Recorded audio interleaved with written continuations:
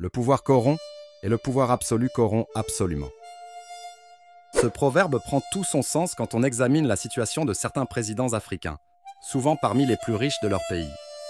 Les détails de leur richesse restent généralement cachés, sauf lorsqu'ils affichent un luxe ostentatoire à l'étranger, attirant ainsi l'attention des médias occidentaux. En réalité, la majorité des politiciens africains accumulent d'énormes fortunes. Outre le pouvoir, l'argent est une motivation clé pour leur engagement en politique.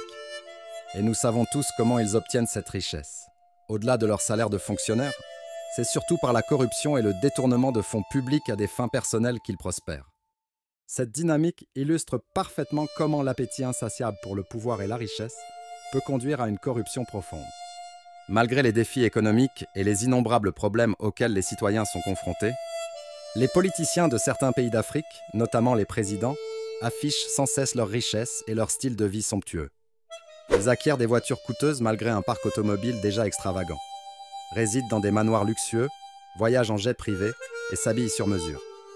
Ils semblent insensibles au coût de la vie élevé que subissent les masses, comme si cela ne les concernait pas. Cela fait longtemps que les choses se passent ainsi. Récemment, un exemple frappant a illustré cette extravagance. Le président du Kenya, William Ruto, a dépensé des fonds publics de manière scandaleuse pendant que son peuple souffre. Lors de sa visite de 4 jours aux États-Unis, où il a trahi la lutte contre l'impérialisme en acceptant d'envoyer des policiers kenyans en Haïti, le président Ruto a loué un jet privé royal de Dubaï, coûtant 1,5 million de dollars aux contribuables kenyans. Pouvez-vous imaginer cela ? Le président n'a éprouvé aucun scrupule à dépenser cette somme d'argent malgré l'aggravation de la situation économique au Kenya, due à l'augmentation des taxes, une mesure imposée par le FMI. Et devinez quoi ? Après de vives critiques, le président Ruto a défendu ses actions en affirmant qu'il était un gestionnaire des ressources publiques et qu'il était moins coûteux de voyager en jet privé aux États-Unis plutôt que d'utiliser Kenya Airways. Comment l'utilisation d'un jet privé coûtant 1,5 million de dollars peut-elle être moins chère que d'utiliser la compagnie aérienne locale du Kenya ? Le président Ruto a récemment augmenté les taxes en affirmant que le gouvernement avait besoin de lever des fonds, mais cela ne l'a pas empêché d'utiliser cette somme extravagante pour son voyage aux États-Unis.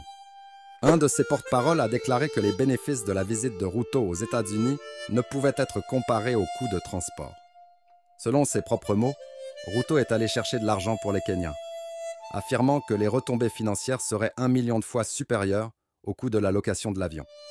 C'est une affirmation très intéressante car elle confirme que Ruto a effectivement dépensé cette somme pour louer un jet privé.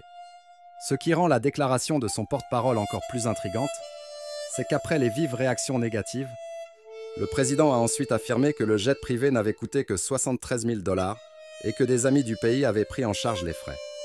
Si cela était vrai, en tant que leader du Kenya, il ne devrait pas hésiter à révéler l'identité de ses soi-disant amis, comme l'exigent les citoyens kenyans, pour prouver la véracité de ses dires. Cependant, nous savons tous que cela n'arrivera jamais.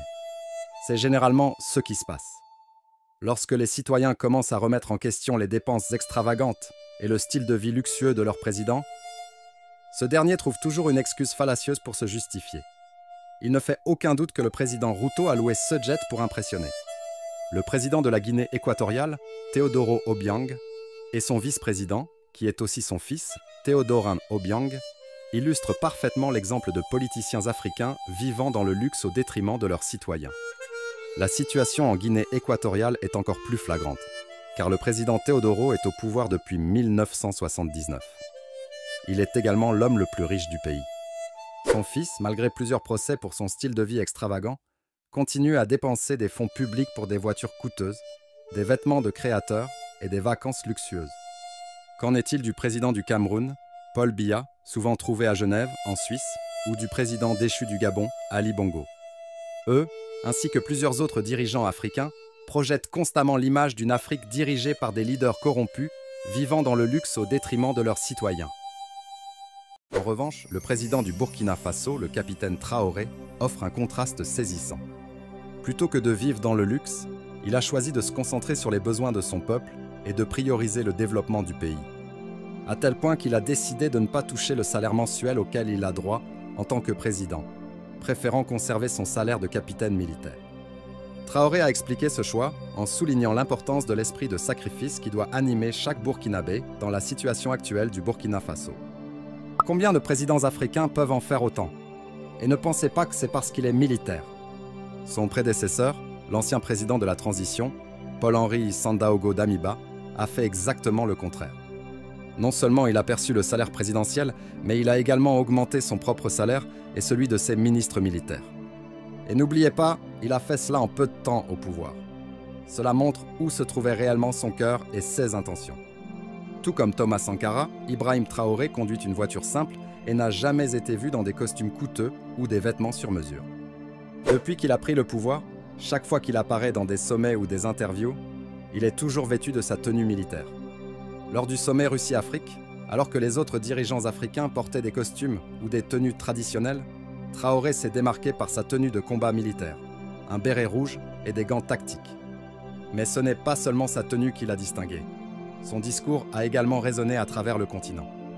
Il a critiqué l'incapacité des dirigeants africains à être suffisamment forts et patriotiques pour subvenir aux besoins de leur peuple, les exhortant à ne pas se comporter comme des marionnettes ni à se laisser manipuler par des forces extérieures. Traoré a insisté sur le fait que les dirigeants africains doivent prioriser la souveraineté de leur pays et agir dans l'intérêt du peuple. Depuis le sommet Russie-Afrique, qu'il a mis en lumière, Ibrahim Traoré a constamment prouvé son dévouement et son engagement envers le développement de son peuple. Non seulement il a refusé d'accepter son salaire en tant que président du Burkina Faso, mais il a également annoncé cette année qu'il prévoyait de rééquilibrer les salaires des fonctionnaires, y compris ceux des ministres. Selon le président Traoré, cela signifie que certains salaires de ministres seront réduits, tandis que d'autres seront augmentés. Contrairement à certains présidents africains, connus pour voyager hors de leur pays pour des vacances, le capitaine Traoré ne voyage que pour des visites diplomatiques, afin de renforcer les relations avec d'autres nations. Il n'est donc pas surprenant que le peuple du Burkina Faso se soit récemment rassemblé en masse pour protester contre la fin de son gouvernement de transition, prévu pour le 1er juillet 2024. Il ne ferait pas cela s'il n'était pas un bon dirigeant.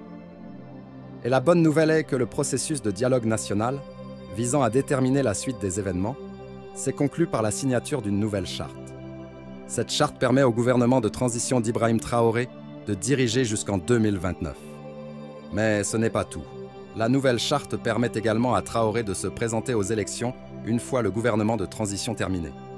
Fait intéressant, alors que les décideurs, à l'exception des membres des partis politiques burkinabés qui ont choisi de ne pas assister à la réunion, délibéraient dans la salle de conférence, des centaines de jeunes burkinabés se sont rassemblés devant, demandant que le capitaine Traoré les dirige pour les 10 prochaines années.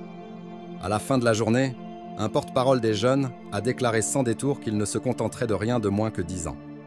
Il a ajouté que si la réunion se terminait sans un accord garantissant que Traoré continuerait à diriger pour les 5 prochaines années, alors les jeunes s'assureraient que la réunion recommence. Bien que la déclaration soit légère, elle traduisait le désir du peuple.